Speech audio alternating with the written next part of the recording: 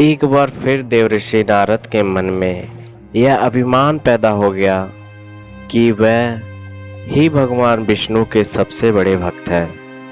वे सोचने लगे, मैं रात दिन भगवान विष्णु का गुणगान करता हूँ, फिर इस संसार में मुझसे बड़ा भक्त और कौन हो सकता है। किंतु पता नहीं श्री हरि मुझे ऐसा समझते हैं या नहीं। यह विचार कर नारद भगवान विष्णु के पास क्षीर सागर में पहुंचे और उन्हें प्रणाम किया। विष्णु जी बोले, आओ नारद, कहो कैसे आना हुआ। नारद बोले, भगवान मैं आपसे एक बात पूछने आया हूँ।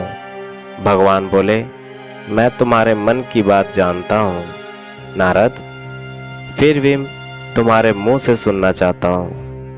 नारद ने कहा, हे देव, मैं जीवन भर आपका गुणगान करता रहा हूँ।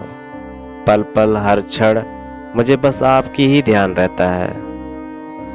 और मुझे यह बताइए कि क्या मुझसे भी बड़ा आपका कोई अन्य भक्त है इन संसार में।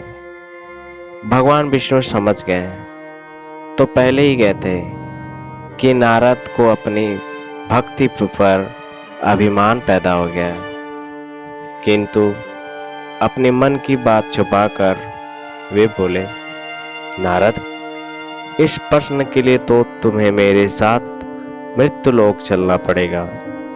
नारद बोले, ठीक है भगवान, मैं मृत्यु लोक चलने के लिए तैयार हूँ। विष्णु नारद को लेकर मृत्यु लोक चल पड़े। धरती पर पहुंचकर दोनों ने किसान का भेष धारण किया और एक गांव के किनारे बनी एक झोपड़ी की ओर चल पड़े। विष्णु बोले, नारद मेरा एक बहुत बड़ा भक्त यहाँ इस कुटिया में रहता है।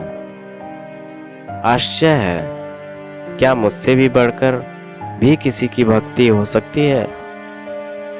नारद के मुख से निकला, क्या वह भी मेरी तरह आपका ध्यान लगाए रहता है। आओ स्वयं ही जान लोगे, विष्णु ने कहा और इस कुटिया की ओर बढ़ गए।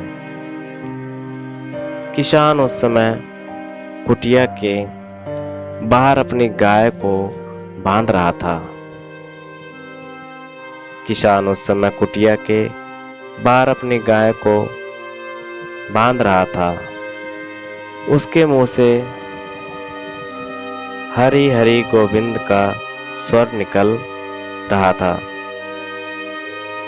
किसान वेशधारी विष्णु ने उसके निकट जाकर नारायण नारायण कहा तो किसान ने विनीत स्वर में पूछा, आप कहां से आए हैं भद्र।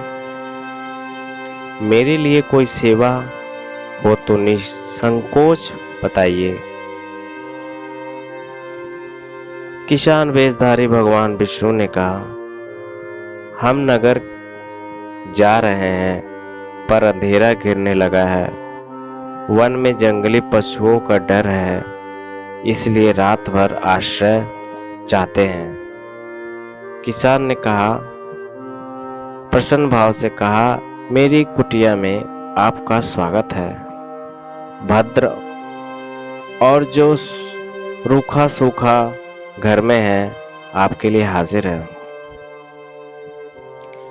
भगवान ने मुझे आप लोगों की सेवा करने का अवसर दिया है, बड़ी कृपा हुई उनकी।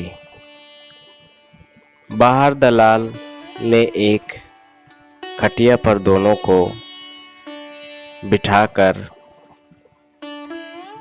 किसान अंदर गया और अपनी पत्नी से कहा, देवी दो अतिथि आए हैं। किसान की पत्नी उस समय अपने बच्चों को भोजन परोस रही थी। धीरे से आटे का बर्तन दिखती है, बोली, घर में इतना सा ही आटा है, और ये बच्चे और भोजन मांग रहे हैं। किसान बोला, कोई बात नहीं, हम अतिथियों को भरपेट भोजन कराएंगे।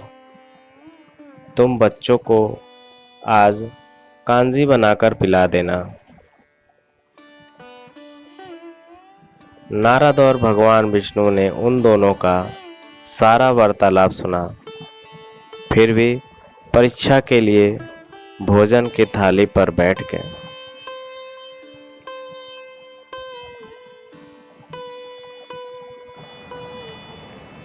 क्या किसान विष्णु और नारद भगवान की सेवा कर पाएगा?